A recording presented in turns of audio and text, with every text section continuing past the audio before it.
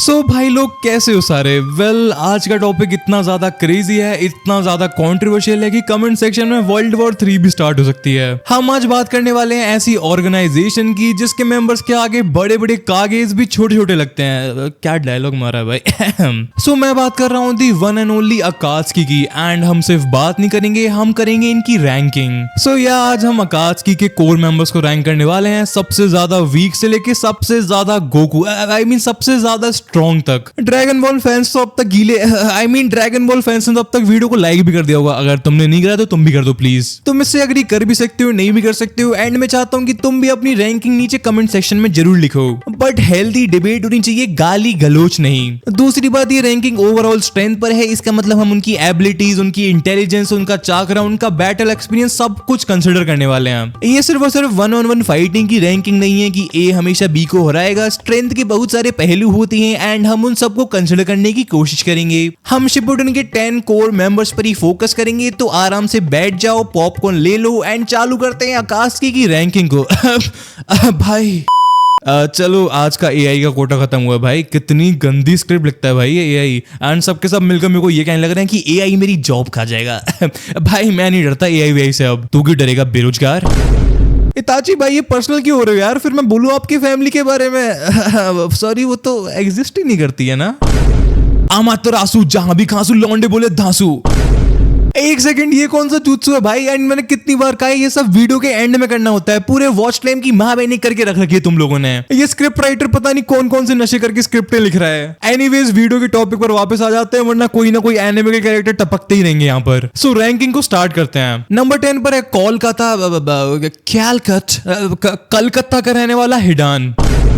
Okay, सो थोड़ा सा serious हो जाते हैं। देखो, हिडान को वीकेस्ट कहना थोड़ा सा अजीब लगता है क्योंकि टेक्निकली ये बंदा मर ही नहीं सकता है। इमॉर्टैलिटी एक ऐसी चीज है जो कि उसे थ्योरेटिकली किसी भी फाइट में लास्ट मैन स्टैंडिंग बना सकती है, लेकिन not dying and being strong में जमीन आसमान का फर्क होता है। हिडान की सबसे ज्यादा बड़ी एंड कह सकते हैं इकलौती ताकत है उसका कर्स jutsu, शिजी हियोकेत्सु। भाई इसे कैसे प्रोनाउंस करते हैं तुम अपने आप खुद पढ़ के समझ लेना यार। एनीवेज ये jutsu कंप्लीटली ब्रोकन है। हिडान को बस अपने ओपोनेंट का एक बूंदी खून चाहिए होता है। एक बूंद खून की कीमत तुम क्या जानो आसुमा बाबू। एंड अगर एक बार हिडान उस खून को चाट ले एंड अपने जाशिन के सिंबल वाले सर्कल के अंदर जाके खड़ा हो जाए तो गेम ओवर। जो भी डैमेज हिडान अपने आप को देगा वो सीधे उसके विक्टिम को ट्रांसफर हो जाएगा। एंड अगर तुम्हें इसके बारे में डिटेल में जानना है तो तुम आसुमा से पूछ सकते हो। सॉरी, वो तो मर गया।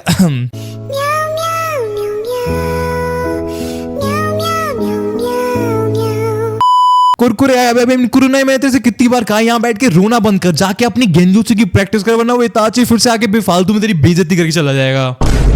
एनीवेज इसी रीजन की वजह से हिडान के लिए उसका 3 ब्लेडेड साइथ उसके लिए इतना ज्यादा इंपॉर्टेंट है, एज वो साइथ को घुसाता अपने अंदर है एंड दर्द उसके अपोनेंट को होता है। अगेन अगर तुम्हें इसके बारे में डिटेल में जानना है तो आसुमा।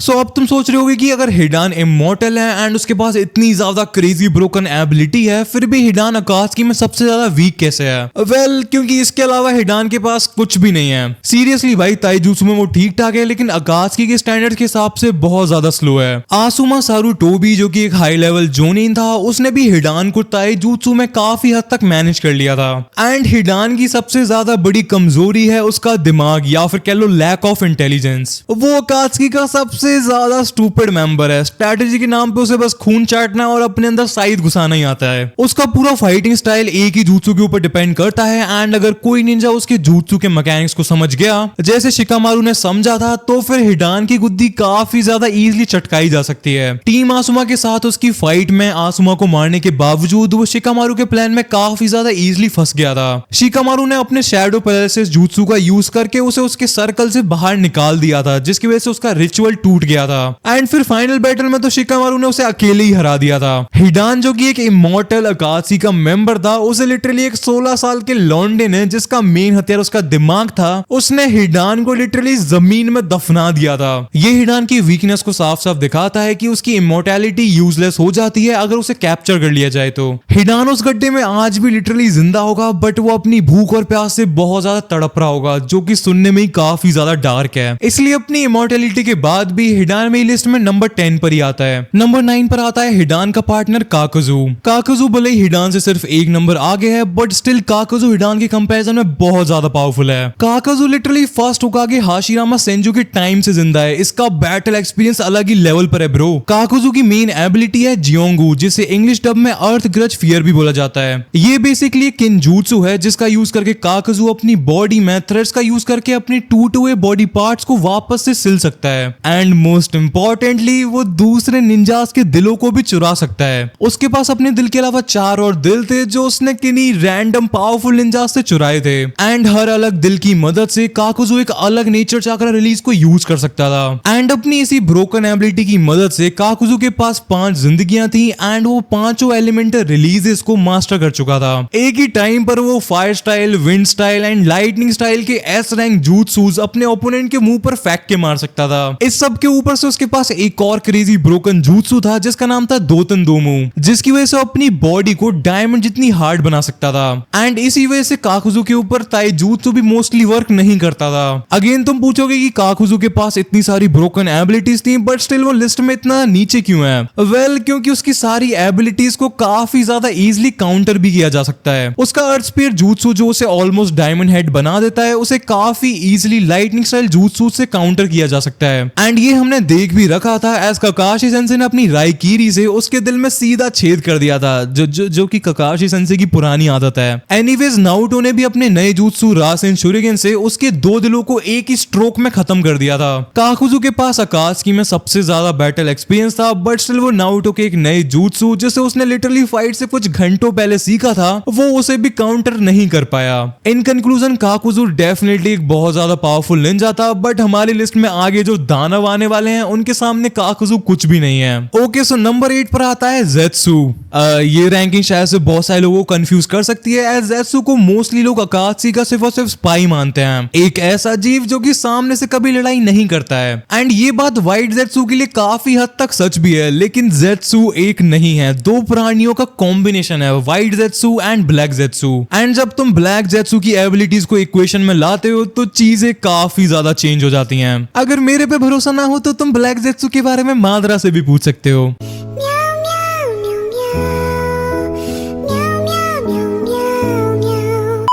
एनीवेज पहले व्हाइट ज़ेत्सु के बारे में ही बात कर लेते हैं। उसका मेन काम था intelligence gathering, spying and information को रिले करना। वो जमीन के अंदर से ट्रैवल कर सकता था जिससे वो अनडिटेक्टेबल रहता था। एंड उसकी सबसे ज्यादा बड़ी एबिलिटी थी होशिनो जुत्सु। इस जुत्सु का यूज करके वो अपने शरीर से स्पोर्स को रिलीज करता था जो कि किसी भी टारगेट से चिपक जाते थे, एंड फिर यही स्पोर्स अपने टारगेट का चाकरा एब्जॉर्ब करने लगते थे। फाइनली ये स्पोर्स अपने टारगेट की एक परफेक्ट कॉपी बना सकते थे, एंड इतनी परफेक्ट कि वो अपने टारगेट का चाकरा सिग्नेचर को भी मिमिक कर सकती थी। इसी जुत्सु की मदद से व्हाइट ज़ेत्सु ने 5 कागे समिट में बहुत ज्यादा तबाही मचाई थी। इसके अलावा व्हाइट ज़ेत्सु थोड़ा बहुत वुड स्टाइल जुत्सु भी यूज कर सकता था, लेकिन असली गेम चेंजर है ब्लैक ज़ेत्सु। ब्लैक ज़ेत्सु बेसिकली कागुया ओत्सुजुकी की विल की मैनिफेस्टेशन है, जिसने हजारों सालों से निंजा हिस्ट्री को मैनिपुलेट करा है। कॉम्बैट वाइज उसने दिखा रखा है कि वो कागे लेवल फाइटर्स की भी गुद्दी चटका सकता है। वॉर आर्क में उसने 5th मिज़ुकागे मे टारुमी को कंट्रोल करके उसके साथ फाइट की थी। ऑल्सो उसने केसीएम नारुतो की स्पीड को भी कुछ हद तक मैच कर लिया था। ब्लैक ज़ेत्सु की मेन एबिलिटी है कि वो दूसरों की बॉडी को पोजेस कर सकता है, जैसे कि उसने ओबितो एंड मादरा के साथ किया था।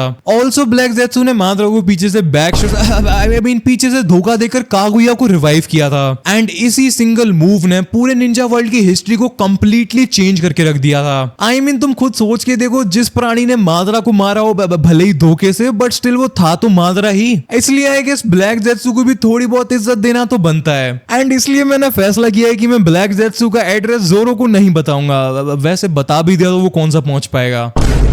एनीवेज नंबर 7 पर आता है सासोरी। सासोरी मेरी ओपिनियन में एक्चुअल में अकात्सुकी का सबसे ज्यादा क्रेजी आर्टिस्ट है। देदरा शायद से इस बात से अग्री ना करे, बट भाई सासोरी की टेक्निक सच में काफी ज्यादा क्रेजी है। ऐसे ही साकुरा सासोरी को देख के गिली है, ऐसे ही सासोरी को देखकर इंप्रेस्ड नहीं हो गई थी। सासोरी बेसिकली एक पपेट मास्टर था एंड शायद से पूरी निंजा हिस्ट्री का ग्रेटेस्ट पपेट मास्टर था। उसका टैलेंट इतना ज्यादा था कि उसने अपने आप को भी एक जिंदा पपेट में बदल दिया था, जिसकी वजह से वो खुद भी इमॉर्टल हो गया था। सासोरी की स्ट्रेंथ उसके निंजूत्सु या गेंजूत्सु वगैरह में नहीं है, बल्कि उसके पपेट्स में है। उसने स्टार्ट तो एक पपेट से किया था, बट साकुरा वाली फाइट के टाइम पर उसके पास 300 से ज्यादा पपेट्स थे। सासोरी के पास अपने नॉर्मल हाथ से बनाए हुए पपेट्स वगैरह तो थे ही, बट उसकी मेन पावर थी उसके ह्यूमन पपेट्स में। ये बेसिकली वो लोग थे जिन्हें उसने मारा था एंड उनकी डेड बॉडीज को पपेट में बदल दिया था, जिसकी वजह से वो उनके सारे jutsus एंड एबिलिटीज को इस्तेमाल कर सकता था। उसका सबसे ज्यादा पावरफुल पपेट था थर्ड काजेकागे एंड एज काजेकागे एक ह्यूमन पपेट था, इसलिए सासोरी उसके लेजेंडरी कैके गेनकाए आयरन सैंड को भी यूज कर सकता था।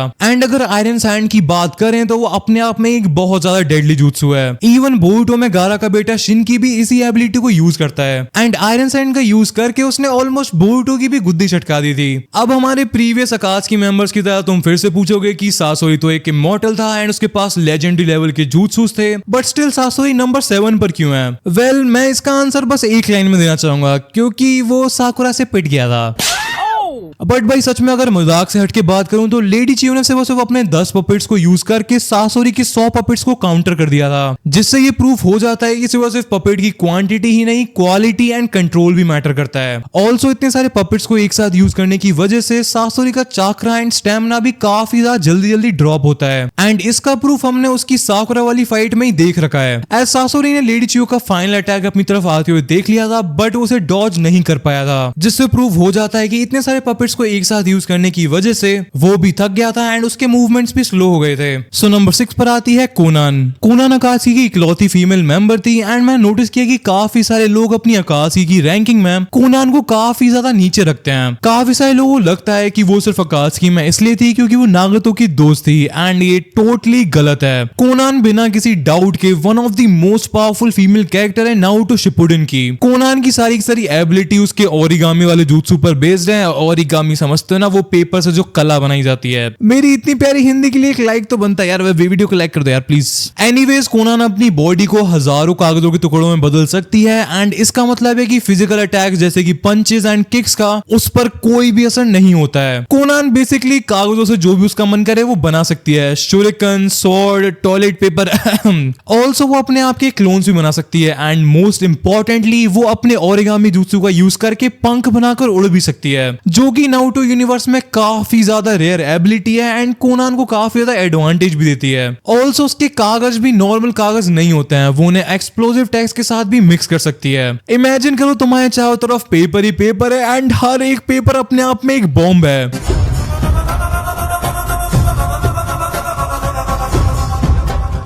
कोनान की एक्चुअल पावर हमने जब देखी थी जब उसने ओबितो से फाइट की थी। ओबितो जैसे काउमी की वजह से छू पाना भी मुश्किल है, कोनान ने ऑलमोस्ट उसकी गुद्दी चटका दी थी। उसने ओबितो की एबिलिटी को अच्छे से एनालाइज किया था एंड ये फिगर आउट कर लिया था कि ओबितो को टेंजिबल होना पड़ता है किसी को भी अपनी डायमेंशन में भेजने के लिए एंड वो एक बार में सिर्फ और सिर्फ 5 मिनट तक ही इनटेंजिबल रह सकता है। इनटेंजिबल मतलब उस टाइम पर ओबितो का कोई कुछ भी नहीं उखाड़ सकता है। सो इस पूरी चीज से हमें ये समझ में आ जाता है कि कोनान के पास एक ब्रोकन एबिलिटी तो थी ही, जैसे कि हर प्रीवियस अकात्सुकी के मेंबर के पास थी, बट कोनान के पास एक 220 IQ वाला दिमाग भी था एंड वो अपनी एबिलिटीज को क्रिएटिवली यूज करना भी जानती थी। ऑल्सो अगर फिर से ओबितो एंड कोनान वाली फाइट की बात करें तो कोनान ने अपने दिमाग का यूज करके अपना एक अल्टीमेट jutsu तैयार किया था, कामिनो शिशानो jutsu, paper person of God technique. Connon ने लिटरली एक पूरा का पूरा ओशियन बना दिया था जिसमें 6 बिलियन एक्सप्लोसिव टैग्स थे जो कि 10 मिनट तक लगातार ब्लास्ट हो सकते थे। ये अटैक अपने आप में इतना ज्यादा डेडली था कि ओबितो अपनी ब्रोकन कामुई के साथ भी नहीं बच सकता था। ओबितो को अपनी जान बचाने के लिए इज़ानागी का यूज करना पड़ा था, जो कि उचिया क्लैन का एक और ब्रोकन jutsu है, जिसका यूज करके एक उचिया अपने शारिंगन को सैक्रिफाइस करके लिटरली रियलिटी को ही चेंज कर सकता है। एक बार इसके बारे में सोच के देखो, कोनान ने ओबितो को, जो कि 4th ग्रेड निंजा वॉर का मेन विलन था, उसके सेंसे मिनातो एंड मास्टर खुद मादरा उचिया था, कोनान ने उसे अपनी एक आंख सेक्रीफाइस करने पे मजबूर कर दिया था। आई गेस इतना ही काफी है तुम्हें समझाने के लिए कि कोनान कितनी ज्यादा पावरफुल थी एंड वो हमारी लिस्ट में नंबर 6 पर क्यों है। सो नंबर 5 पर आता है हमारे इताची का जनरेशनल हेटर देदरा। देदरा स्टोन विलेज का एक रोग निंजा है एंड अकात्सुकी का बॉम्बर है।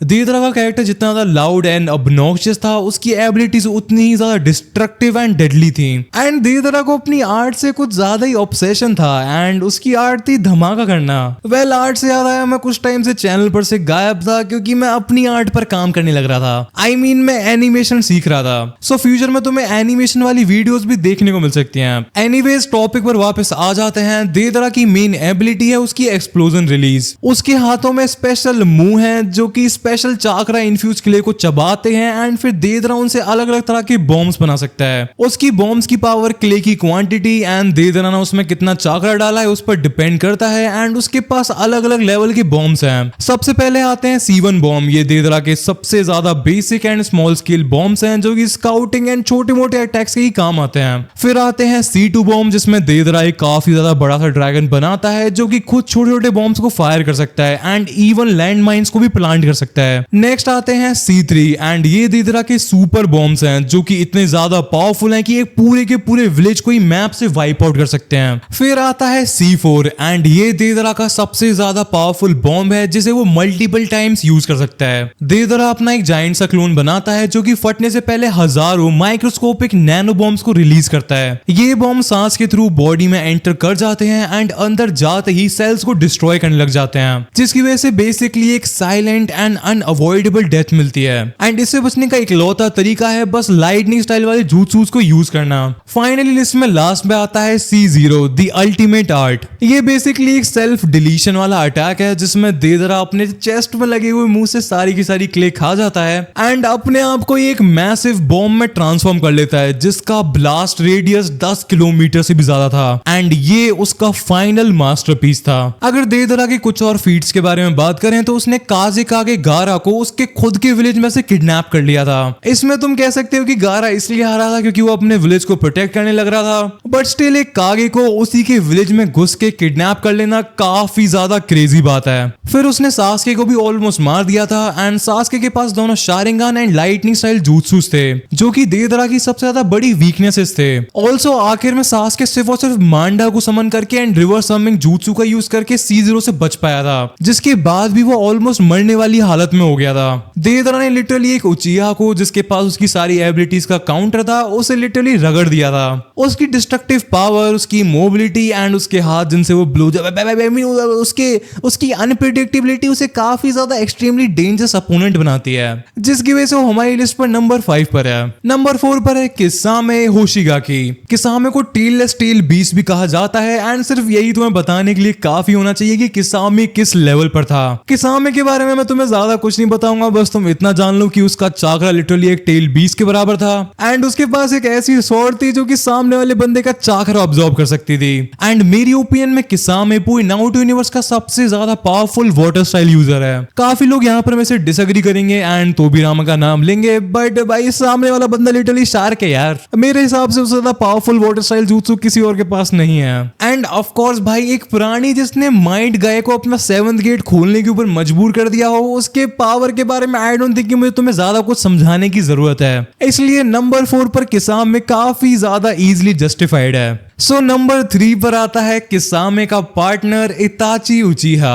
इताची उचिहा क्लैन का एक प्रोडिजी था एंड अगेन भाई इताची के बारे में मैं तुम्हें क्या बताऊं यार, बट स्टिल यार इताची 13 साल की उम्र में ओनबुआ कैप्टन बन गया था। भाई नारुतो 12 साल की उम्र में निंजा अकेडमी से पास होकर सिर्फ गैनिन बन पाया था। ऑल्सो तुम्हें मोस्ट ऑब्वियस चीज तो पता ही है जिसकी वजह से इताची सबसे ज्यादा फेमस है। इताची पूरी दुनिया का बेस्ट अमंग अस प्लेयर है। उसने लिटरली अपने पूरे क्लैन को एक ही रात में साफ कर दिया था, जिसका सपना न जाने तोबिरामा कितने सालों से देखने लग रहा था। सो अब थोड़ा बहुत इताची की एबिलिटीज के बारे में भी बात कर लेते हैं। सबसे पहली एबिलिटी जो कि इताची के पास है वो है सुकियोमी, एंड भाई ये गेंजुत्सु ब्रोकन है। इताची लिटरली सुकियोमी वर्ल्ड के अंदर एक गॉड बन जाता है एंड वो फिर तुम्हारे साथ कुछ भी कर सकता है। वो तुमसे ट्वर्क करवा सकता है, तुम्हारी गुद्दी सुधा सकता है, एंड सबसे ज्यादा इंपॉर्टेंट बात, सुकियोमी वर्ल्ड के अंदर तुम्हारे साथ जो कुछ भी होता है उसके रियल लाइफ कॉन्सिक्वेंसेस भी होते हैं। मेरी ओपिनियन में सुकियोमी पूरी नारुतो यूनिवर्स का सबसे ज्यादा पावरफुल गेंजुत्सु है। अगेन काफी सारे लोग यहाँ पर मेरे से डिसएग्री करेंगे, एज उनके हिसाब से कोरोमात्सुका में सबसे ज्यादा पावरफुल गेंजुत्सु होगा। बट एक सेकंड के लिए मेरी बात सुनो, सुकियोमी एक अकेला ऐसा गेंजुत्सु है जिसको यूज करके इताची अपने दुश्मन को मार सकता है, अगेन सिर्फ गेंजुत्सु से। एंड ये चीज शिजुई की कोरोमात्सुका में नहीं कर सकती है। इसका प्रूफ हमने एनिमे में भी देख रखा है। इताची की गर्लफ्रेंड इजुमी उचिहा सुकियोमी वर्ल्ड के अंदर इताची के साथ एक पूरी जिंदगी बिताने के बाद सुकियोमी वर्ल्ड के अंदर ही मर गई थी। अगेन मेरी बातों पर प्लीज ध्यान देना, सुकियोमी वर्ल्ड के अंदर। एंड इसके रिजल्ट में इजुमी रियल वर्ल्ड के अंदर भी अपने आप मर गई थी। पूरे नारुतो यूनिवर्स में कोई भी ऐसा गेंजुत्सु नहीं है जो ऐसा कर सकता हो। सो सुकियोमी के ऊपर काफी ज्यादा बात कर ली, अब इताची की बाकी एबिलिटीज के बारे में भी थोड़ी बहुत बात कर लेते हैं। इताची की दूसरी मांगेक्यू शारिंगन की एबिलिटी है अमातेरासु, जिसके बारे में एक्सप्लेन करने के लिए कुछ ज्यादा है नहीं। इताची अपने नैनो से ऐसी आग निकाल सकता है जिसे बुझाया नहीं जा सकता जब तक वो अपने अपोनेंट को जलाकर राख न कर दे। इताची की नेक्स्ट एबिलिटीज जिसकी वजह से वो बहुत ज्यादा ओवरपावर्ड बन जाता है वो है उसका सुसानो, सुसानो के वेपन्स। इताची का सुसानो अपने आप में इतना कुछ स्पेशल नहीं है, इवन वो कंप्लीट भी नहीं है, जिसकी वजह से मादरा या फिर सास्के के सुसानो के कंपैरिजन में वो काफी ज्यादा वीक भी है। बट इताची के सुसानो को जो चीज स्पेशल बनाती है वो है उसके broken Susanoo weapons, Totsuka blade and Yata mirror. Yata mirror का यूज करके इताची किसी भी निंजुत्सु को रिफ्लेक्ट बैक कर सकता है। बेसिकली अगर किसी ने इताची की तरफ फायरबॉल jutsu फेंक कर मारा तो इताची उसे ऊनो रिवर्स दिखा सकता है एंड उसका फायरबॉल उसी पर फेंक के मार सकता है। सेकेंडली तोत्सुका ब्लेड इताची की किट में एक ऐसा वेपन था जो कि एक वन शॉट किल था। अगर इताची ने तुम्हें जस्ट तोत्सुका ब्लेड से टच भी कर दिया देन इट्स गेम ओवर। तुम हमेशा के लिए एक अलग डायमेंशन में सील हो जाओगे जिसका नाम है world of drunken dreams. Well इस सब के कंक्लूजन में मैं बस यही कहना चाहूंगा, इताची ब्रोकन है भाई, इताची से पंगे मत लो। एंड हाँ, स्पेशली इताची को अमंग अस में कोई नहीं हरा सकता। नंबर 2 पर आता है पेन, जिसकी पूरी बॉडी में पेन रहता था। Anyways of course Ninja world में वो किसी गॉड से कम नहीं था, एज उसके पास मादरा के रिनेगान्स थे। एंड लोगों ने लिटरली पेन से पहले रिनेगान्स बस सेज ऑफ सिक्स पाथ हागुरोमा के पास ही देखे थे। एंड इतना ही काफी था पेन का पूरे निंजा वर्ल्ड में अपना दबदबा एस्टैब्लिश करने के लिए। एज हमको पता है कि नागातो जिराया सेंसे का स्टूडेंट था and Jiraiya sensei originally Pain को ही चाइल्ड ऑफ प्रोफेसी मानते थे, लेकिन अपने दुख दर्द एंड सफरिंग की वजह से नागातो धीरे धीरे करके पेन बन गया। पेन अकात्सुकी का लीडर था एटलीस्ट दुनिया को दिखाने के लिए, जिससे अगेन उसका टॉप 2 में होना काफी ज्यादा इजीली सेंस बनाता है। बट स्टिल अगर तुम बिलीव करते हो कि इताची पेन से ज्यादा पावरफुल था तो मैं इसके ऊपर एक कंप्लीट वीडियो बना सकता हूं। अगर तुम्हें वो वीडियो चाहिए तो तुम मेरे को कमेंट्स में बता सकते हो। ऑल्सो मैंने बहुत सारे लोगों को ये क्वेश्चन पूछते हुए देखा है कि मादरा ने अपने रिनेगान्स पेन को क्यों दिए जबकि वो उन्हें ओबितो को भी दे सकता था। वेल मादरा ऐसा कर तो सकता था बट ओबितो सिर्फ मादरा के रिनेगान्स के साथ कंचे ही खेल पाता, एज नागातो एक फुल ब्लडेड उजुमाकी था जिसकी वजह से उसके पास अनबर्न्ड लेवल का चाकरा था एंड ओबितो का चाकरा उसके कंपैरिजन में कुछ भी नहीं है। सो अब जब ओबितो के बारे में बात कर ही ली है तो हमारी लिस्ट पर नंबर 1 पर है of course hacker Obito उचिहा। Again Obito की पूरी पावर्स को मैं सिर्फ और सिर्फ 3 वर्ड्स में एक्सप्लेन करना चाहूंगा।